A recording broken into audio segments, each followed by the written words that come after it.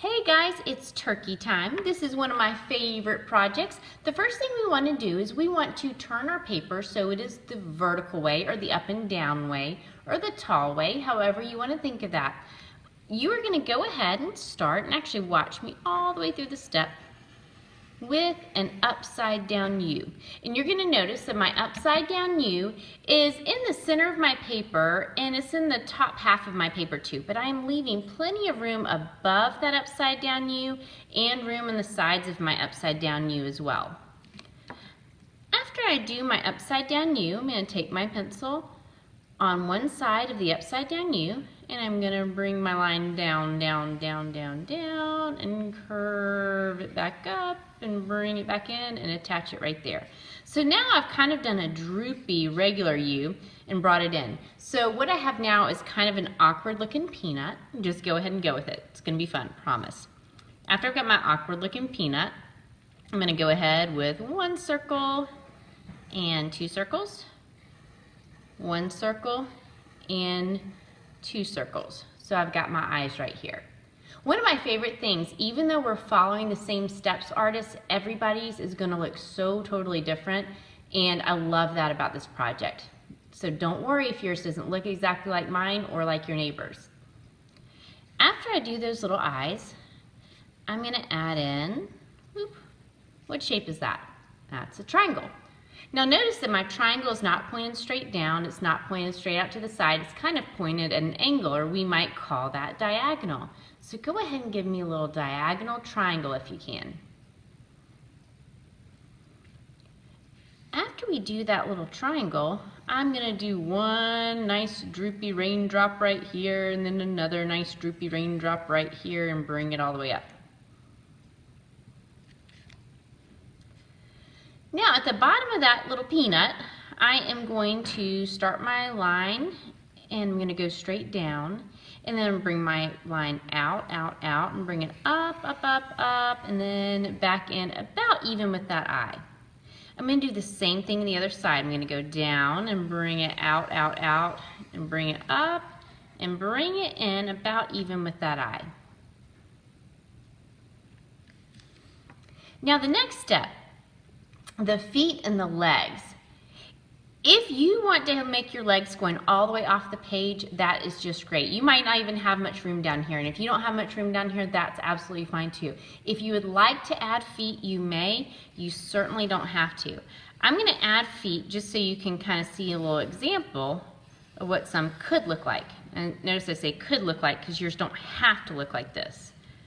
So my legs I've made out of skinny little rectangles. Now my little toes I'm making out of little triangles, and I'm doing one little toe in the back. They're kind of like little triangles, kind of like little rectangles coming out, however you want to think of that. So now I've got my legs and my feet. Again, you don't have to add the feet if you don't want to. Next step up, I'm taking my pencil on this side, going out and going whoop whoop, and then back in. Same thing other side. Take my pencil right here, going out and then whoop whoop and then back in. Easy peasy little wings. After I add my wings in, I'm going to take my pencil right here where the wing connects to the body and I give a slightly curved little line that kind of goes right into the top of the head. Same thing this side. Curvy line that goes right into the head. Think of it almost looks like a little arch or another upside down U or a rainbow. However you want to think of that. Now with my pencil, I'm going to take my line out and bring it back in. So think of this as kind of like a rectangle with rounded corners. Now you could do the rectangles going all the way around. So watch me all the way through this step. So you could kind of do them shaped like this, or if you'd prefer to do kind of an elongated half oval, you could. Notice that totally curved edge in that. You could do some of each. It is completely up to you. You are the artist.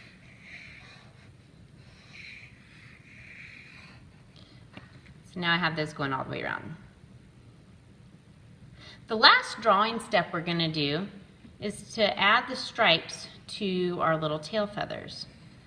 So I'm going to add 2 lines on each tail feather. My lines are slightly curved, and I'm going to put them in the same place on each little tail feather, working all the way around. And now we have finished the drawing steps of the turkey. I would make sure that you've got your name on the back before you start this next process, because you want your name in the back in pencil. I'm now going to start with my Sharpie marker, and I'm going to carefully trace over all of my pencil lines. You want to do your very, very best work, very carefully tracing over all of these pencil lines and taking your time.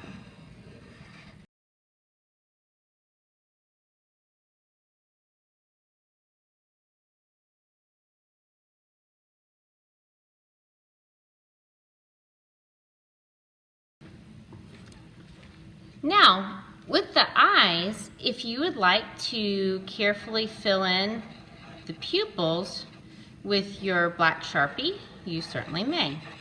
So I'm going to fill those in, easy peasy.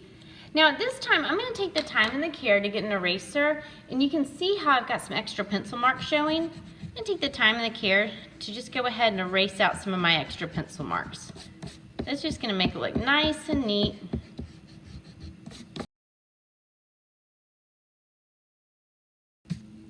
Okay, coloring time, guys. Let me brush some more of that off. I'm going to go ahead and get a crayon, and pressing down nice and hard because I want to get the best color out of this crayon, I'm coloring in that beak with the orange. I'm going to go ahead and use my orange to color in those legs as well. Again, I'm pressing down with nice pressure, not so hard that I'm breaking the crayon, but hard enough to get really nice color out of that crayon. Also, if you accidentally get some paint on top of this crayon, if you've done a really good job of pressing down nice and hard with that crayon, then that crayon is just going to push that paint right off, which is fabulous and fun.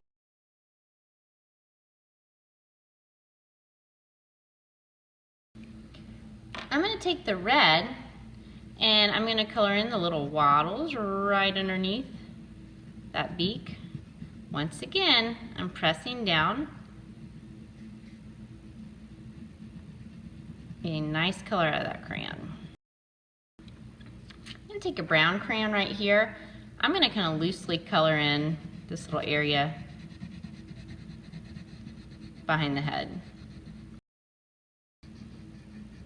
I'm leaving some holes because I'm going to paint right over this and have some fun with that. You know, I think I'm going to go ahead, I'm going to get my orange again, and I'm going to color in these little stripes going around. I'm going to press down really, really hard with that because I'm going to go ahead and do a crayon resist on these tail feathers. I actually don't have a white crayon handy, but one of my favorite things to do actually is to press down hard and color this with a white crayon, and then do the paint resist or the crayon resist right on top of that white crayon. And that white crayon, if you press down really hard, pushes the paint right off and says, "Get off of me." And it looks really, really cool. I'm going to go ahead with that orange crayon for right now, though. I like that color.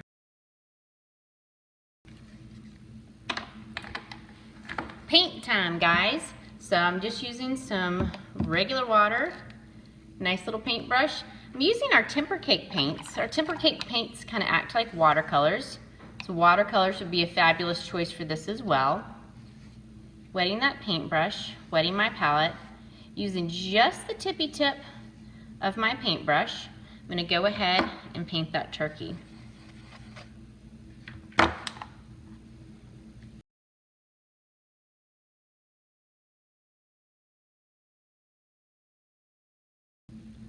I'm going to finish up going up on top of that head. Now if I've done a really good job pressing down with my crayons, I can paint right over that beak and those wattles and they'll be just fine. And then I'm going to paint right over that little area colored slightly with that brown crayon.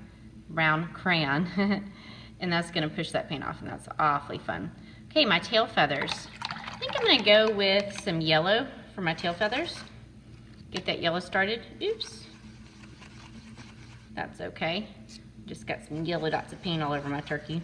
I'm going to go with it. Happy accident.